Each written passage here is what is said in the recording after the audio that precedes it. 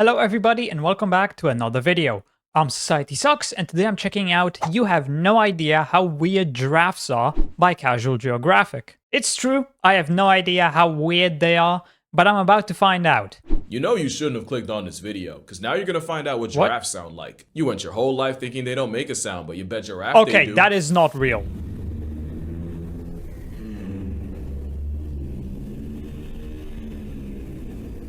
We used to think giraffes were like the G and lasagna do. Find out what giraffes sound like. You went your whole life thinking they don't make a sound, but you bet giraffe. So these are real sounds from giraffes. Giraffes were like the G and lasagna post 2011 Osama. Dead silent, and scientists swore that an animal with that neck situation would be physically incapable of generating enough airflow to say anything audible. Moral of the story, sometimes you gotta mind the business that pays you. And it wasn't until someone was in the business of paying researchers to mind the giraffes that they heard the humming of Hoist the Colors from the Pirates of the Caribbean soundtrack. Over the course of 8 years, they recorded nearly 1,000 hours of audio of giraffes in zoos, and they found that giraffes will hum to each other in the dead of night. Although if they would have listened to the locals, they would have found out soon. Because over 100 residents in Pangton complained of a creepy droning sound coming from the zoo's giraffe house. Sounds that folks were claiming were making them physically sick, to the point where they made a petition to incite an investigation, and the zoo both declined to comment, but also said it wasn't a giraffe, but also said their lawyers would be looking into it. Gee, I thought you said no comment. So you know the study must have been vindicating. As for the zarafa, we now know what the giraffes say, but we still don't know why. It could be how giraffes keep track of each other at night. Maybe it's how a beast with a trachea to LeBron's long snores. Maybe it's a demonic giraffe ritual. Or maybe it's like birds where to us, there's no meaning, but to them the intentions are rated. And that is only the surface of how weird this walking didgeridoo is. You have no idea! Insane giraffes are as a concept. Like, you might not realize, the closest you can get to Jeff Goldblum's wet dream is by rage baiting the tallest animal alive. That'll earn you a one-way ticket to Geographic Park. Now, ignoring whatever I've seen this video. It chases them. One of the consequences of being the tallest fast. Is, despite a motivated giraffe nearly breaking 40 miles per hour, they're sentenced to life of running the way we do in dreams. 40 miles per hour, that's what, 60... Yeah, I think it's around 60 kilometers per hour. Maybe 65. They could be running from certain death, but damn it, they're gonna look majestic doing it. To be fair, if you make a giraffe do all that, I'm on his side. You deserved it. Another consequence is this video right here. This video went viral because it was the first time many realized that an animal with a neck longer than the prohibition has to tank inclement weather right to the face. Fun fact, giraffes don't use slurs. But the Did he just kick him? Weather right to the face. Fun fact, giraffes don't use slurs.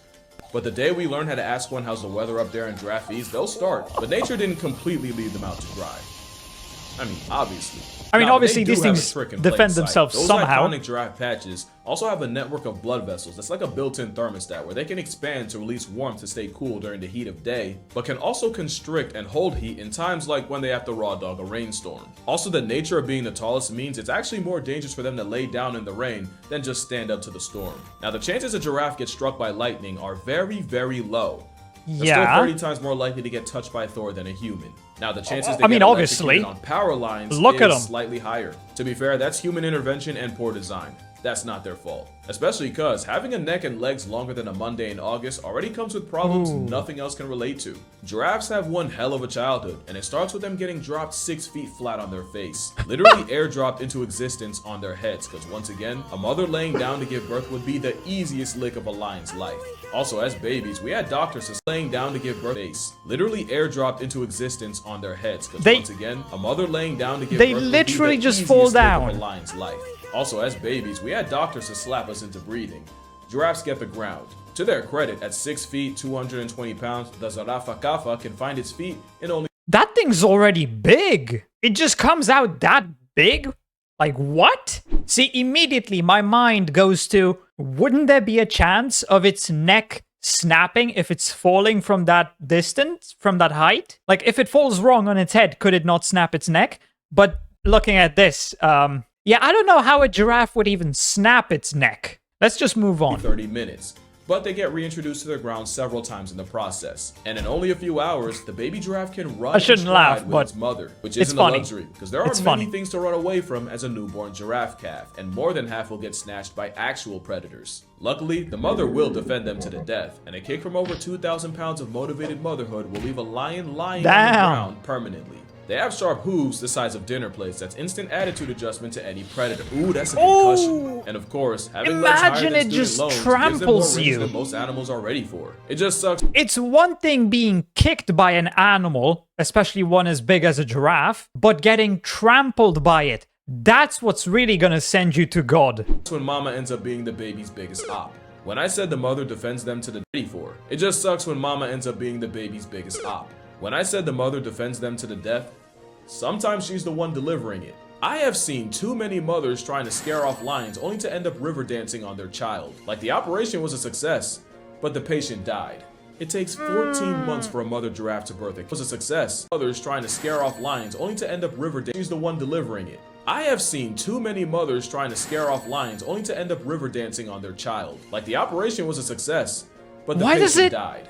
It takes. Why does it not realize that it's trampling its child? Like what? Why would it keep going? That's sad. It's 14 months for a mother giraffe to birth a calf, and only 0.2 seconds to accidentally delete her dependent. I'm not dumb to how hard piloting 6-foot flesh stilts must be, but I've seen quadruple amputees shoot with more accuracy than a giraffe using her own legs. And that's assuming it's an accident. This was straight up intentional. And I still don't know why she did that. Things don't get much easier in zoos either, as captive giraffes have accidentally stepped and sat on their own children. So fatal friendly fires are just another consequence of being tall. Another is that giraffes are one of the few mammals that can't swim, and they play river roulette every time they cross one. You just know his heart drops straight to his stomach. And that ain't nothing, that's like a 2-story drop. At this point, it really feels like being tall is more trouble than it's worth, to the point where you gotta ask, why are they so tall in the first place? The answer might seem pretty obvious, food? But like the giraffe, it's more controversial and more complicated than you think. The easy answer is to say that giraffes evolved long necks to reach foliage that no other herbivore could, and while that might be true, I do want to clear something up real quick. Evolution's a lot of things, including a word I don't use anymore because I respect women, but what it's not is intentional. Master Oogway might have been a creationist. A-C-U-N-T. But yeah, apparently you can't say that word on YouTube. I'm guessing that's what he means. Evolution is a lot of accidents, actually. Basically, it's a maybe he means bitch. Like a slightly longer neck that gave an individual an edge, and with long necks seeing better reproductive success, that random mutation would have a much better chance of getting passed on. After millions, and I do mean millions of years of natural selection, long necks would become the dominant and eventually the only giraffe build. Just a series of events creating something not perfect, but just good enough to keep the wheel rolling. Far from perfect. Literally lobotomizes itself with its own dental, but as long as that happens after they have kids, evolution will remain Ray Charles to it. But with giraffes, it seems straightforward, so much that when you learned about natural selection in school, the giraffe was probably the easiest example. Now what if I told you we still can't agree on how the giraffe got this way? Every theory seems to have at least one good counter. It's easy to believe that the tallest giraffe would have a nutritional advantage. Except a 2010 study showed that in a drought, it was actually the tallest and largest giraffes that died the most. Also, some argue that because they just can't reach down, buff, more herbivores would have evolved the same way. Yet the Geranuk seems to be the only one that went down the alt-height pipeline. You know, we don't talk about this enough, and we really should. This is 100% responsible for a cryptid myth or two. Others say it's the built-in temperature setting that was the real driving force for a cryptid. That looks like a fucking skinwalker. It has to be.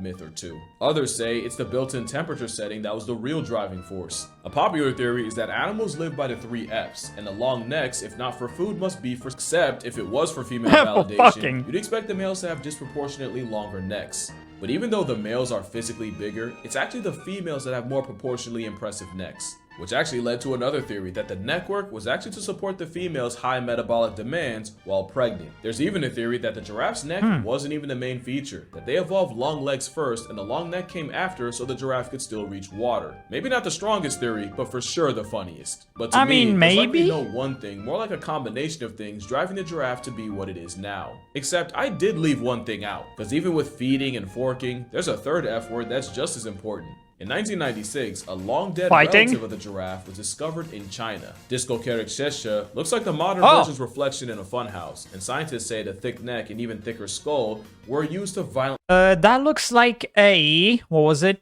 Pachycephalosaurus?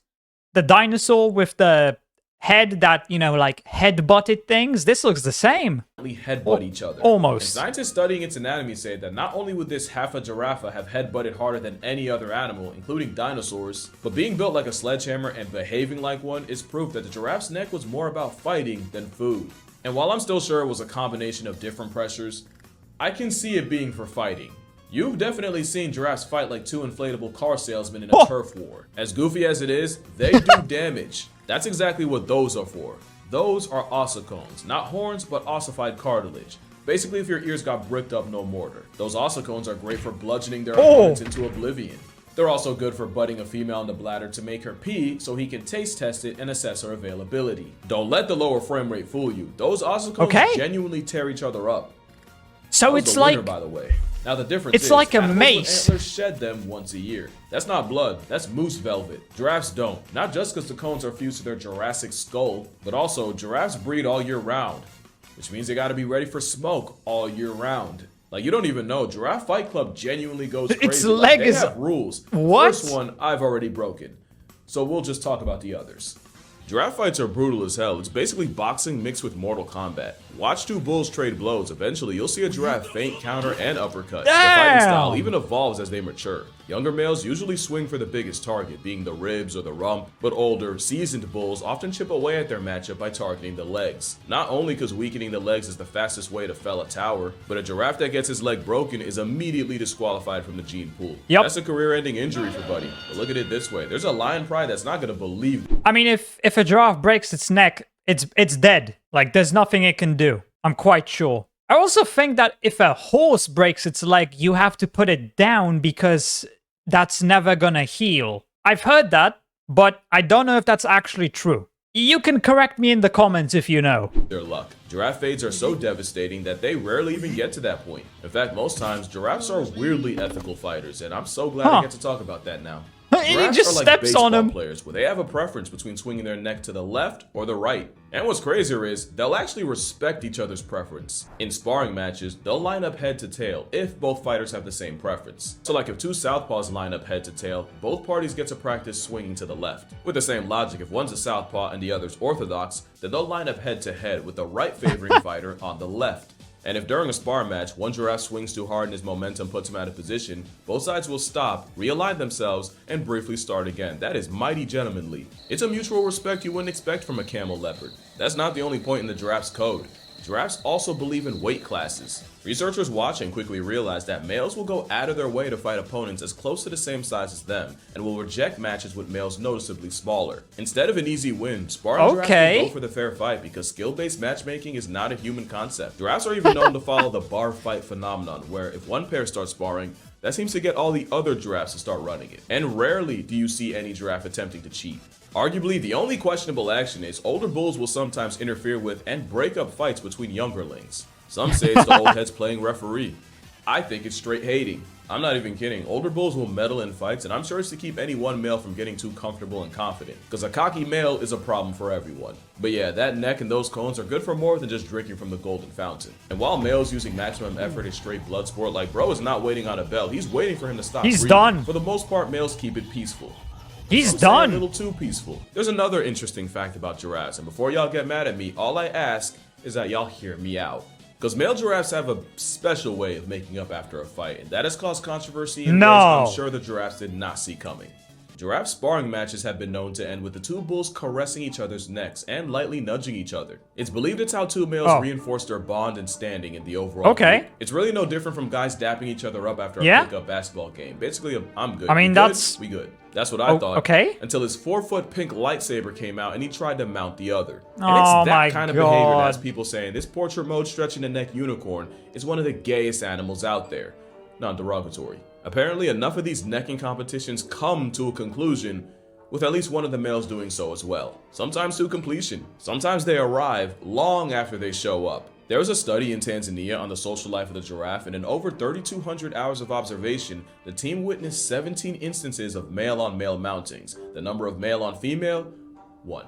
So not only did 133 days of study amount to witnessing a traditional giraffe couple up once, the math means 94% of the explicit long-neck liaisons were between two males. That's how giraffes became the mascot of Brokeback Mountain, and you've had politicians get genuinely heated over the stretch neck sexuality. So are giraffes gay? You've had politicians get genuinely heated over the stretch neck sexuality. So are giraffes gay? Listen, I'm gonna give my non-expert online opinion and pray y'all don't kill me. A lot of animals will mount to flex dominance or to bond. Dogs do it, bison do it. Go to any locker room and you might see the football team doing it, and they say it's not gay. Male lions might be the most famous for doing it, but it's more social than sexual. Giraffe male mounting is likely for dominance, and that 90%. For anyone who calls an animal gay, the only thing I could really say is these animals have no concept of sexuality. They don't even know what gay means. These are animals, not humans. Calling any animal gay is just fucking stupid.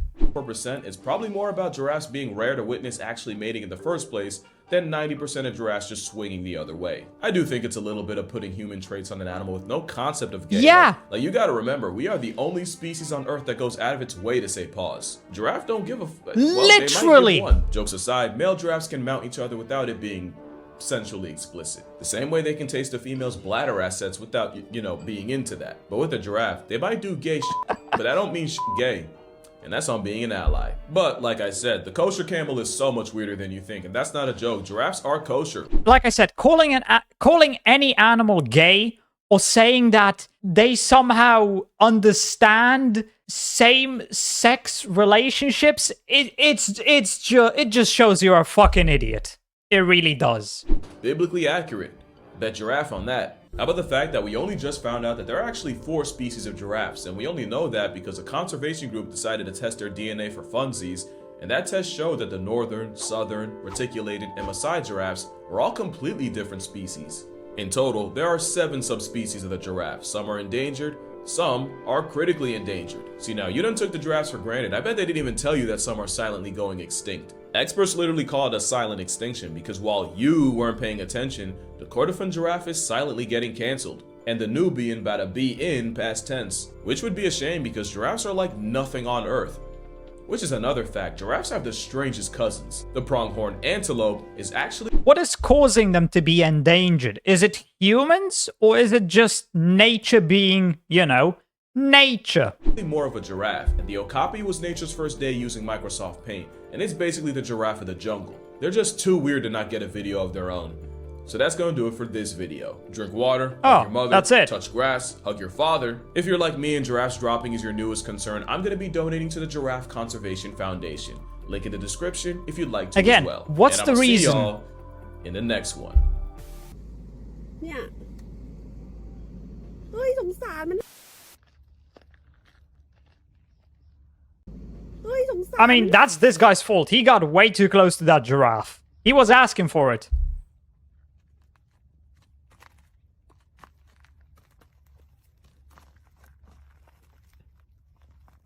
I'd be a little worried.